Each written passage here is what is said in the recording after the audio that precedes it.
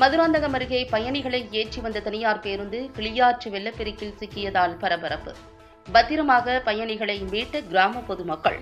தமிழகத்தில் காற்றழுத்த தாழ்வு காரணமாக 2 நாட்களாக பெய்து வரும் கனமழையால் செங்கல்பட்டு மாவட்டம் மதுராந்தகம் ஏரிக்கு நீர்வரத்து அதிகமானதால் உபரி நீர் கிளியாற்று வழியாக செல்கிறது.